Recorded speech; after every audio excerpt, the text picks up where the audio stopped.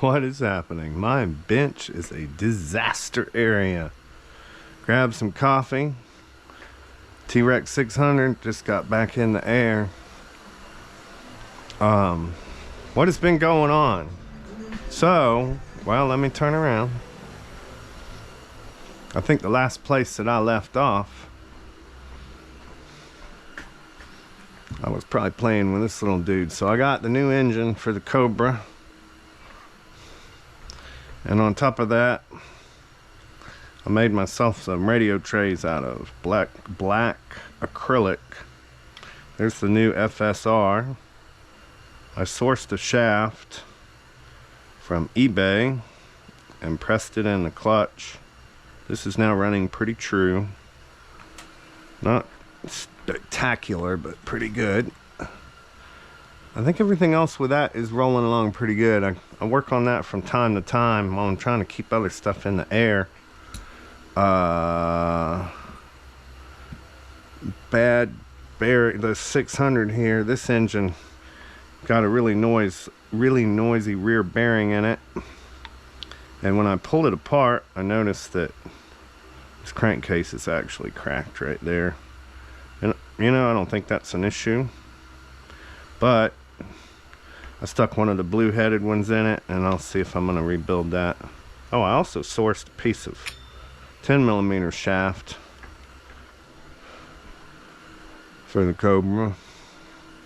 And what I think I'm going to do is get one of those cool looking steam direct DFC heads with the angled drive links. About 65 bucks or something like that. I'm going to go back to DFC on this and then run this head on the Cobra. I just don't know about driving that head off of that swash plate, that 90-degree swash plate, and that's stupid because that doesn't make a bit of difference. Oh, this little dude is yellow now, and the reason for that is it fell 40 feet out of the top of a tree, and boy did it land on the pavement right about like so, and it bent the blade grip, of course the feathering shaft, bent the head, bent the main shaft, bent the tail boom, bent all kind of good stuff. I've been flying that a little bit. This daggum raw 580 with beautiful blades. Yeah, it quit inverted the other day in a roll, and by the time you roll one back over, I panic and try to flip them back over, where you should auto rotate down and then flip them, flare, flip, land, but I don't auto rotate much anyway, much less inverted. Everything survived except the blades and the landing gear and one side panel. I'll put that on. Blades. I landed it. The worst part about that crash was that it smacked down on, whoops, that's this way. It smacked down on the muffler. And this is my little Funtech pipe I like so much, so it snapped off. This is one of the thread-in ones, and you really should drill those out and run lock nuts on them instead, because when it hit slightly nose down, possibly to the muffler side a little bit, it just snapped that thing off, broke the servo horn. I got my Excalibur scroll saw to play with for a little bit. So here's what happened to me. I had a little hobby switch over there when I started scroll sawing the servo tray. Well, I just went crazy, man. I used to do, this is an old one I did a long time ago when I poured with epoxy with some glitter in it. But I love cutting these things out. It's like total mental. And I did that one, I did pour some more with epoxy. Nothing, no reason for it, just dadgum, I got back into that scroll saw. And then the other thing that happened is this is my collarbone from this is a survey from this is a x-ray from the other day, and I mean Yeah, from the other day, January 28th. And I broke this, I don't know, 4 or 5 years ago on a mountain bike into these 3 pieces. And my neck and shoulder started killing me a few weeks back. About the time I stopped flying, because I couldn't fly, I couldn't drum.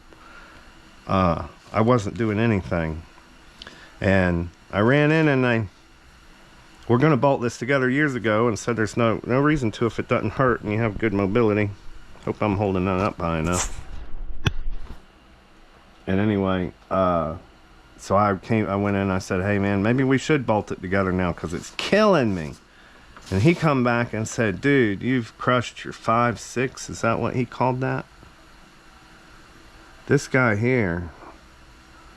And I probably did that in the accident. Maybe that did this. I don't know. I've had 2 more hard left side crashes that thankfully I didn't bolt that thing together, or it would have just been all bent up and had to go in and get straightened out again. So, but my last crash was really hard, and it was really hard on my neck.